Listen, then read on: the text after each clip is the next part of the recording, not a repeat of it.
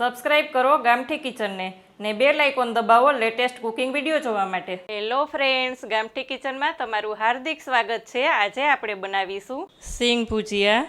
વરસાદમાં ખાવાની મજા પડી જાય તેવા જ આજે આપણે બનાવીશું સિંગ ભુજિયા. સિંગ ભુજિયા બનાવવા માટે મેં અહીંયા મોટી સિંગ લીધી છે, મોટી મગફળી અહીં તમે જોઈ શકો છો. નાની મગફળી પણ લઈ શકો છો, પણ કાચી જ લેવાની છે. આને શેકવાની કાંઈ પણ જરૂર નથી. આના માટેનો આપણે સ્પેશિયલ મસાલો બનાવીશું.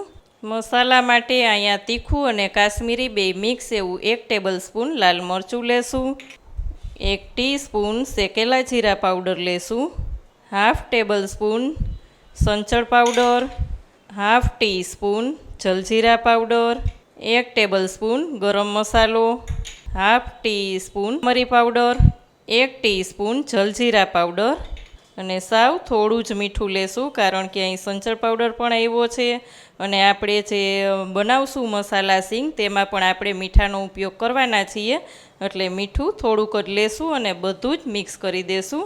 તો અહીં ગરમ ગરમ સિંગ તળાતી હોય તેની ઉપર છાંટવા માટેનો મસાલો એકદમ સરસ સ્પાઇસી ચટપટો રેડી છે. અને આપણે સાઈડમાં રાખી દેશું અને તૈયારી કરશું બેસન લઈને.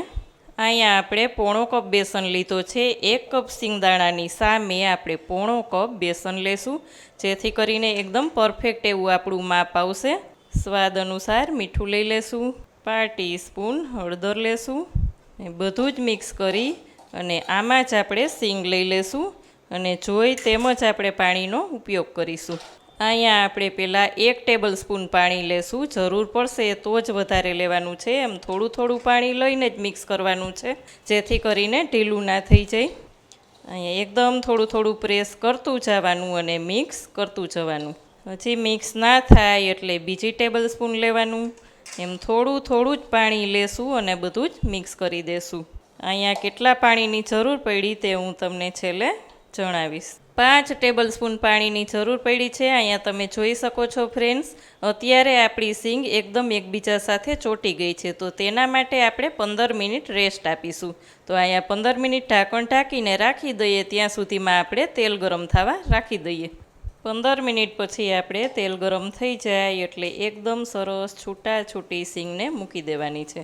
અહીં ફ્લેમને આપણે પહેલાં થોડીક હાઈ રાખશું. આ જ રીતના મૂકી દીધા પછી તવીથાની મદદથી આપણે એકદમ સરસ છૂટી છૂટી કરી નાખશું.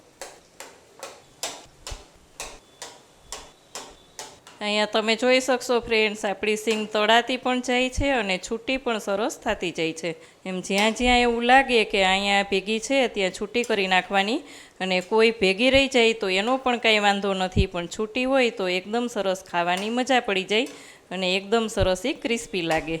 એટલે આપણે બને ત્યાં સુધી છૂટી છૂટી કરી લેશું. અહીંયા આપણે ફ્લેમને મીડિયમ કરી દઈશું અને એકદમ ક્રિસ્પી થવા દેશું.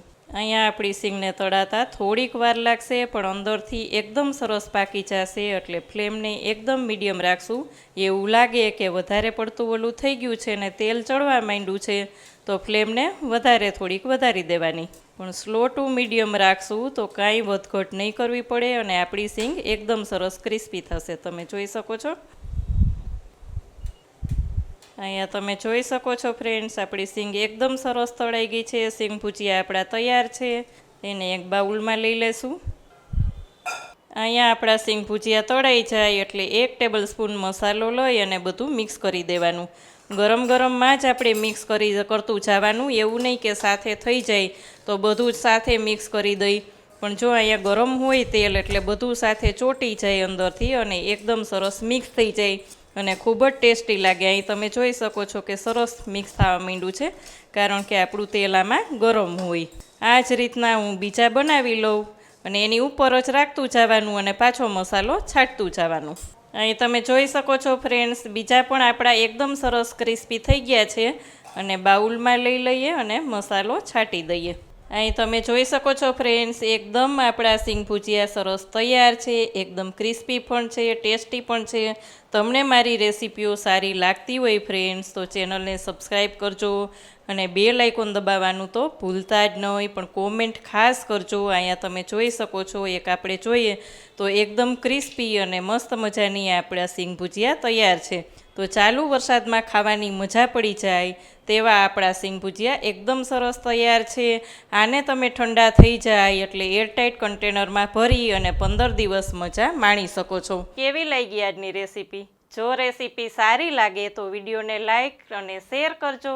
ચેનલમાં હજી સુધી નવા છો સબસ્ક્રાઈબ કરીને બેલ આઇકોન પ્રેસ કરો. આવજો ફ્રેન્ડ્સ.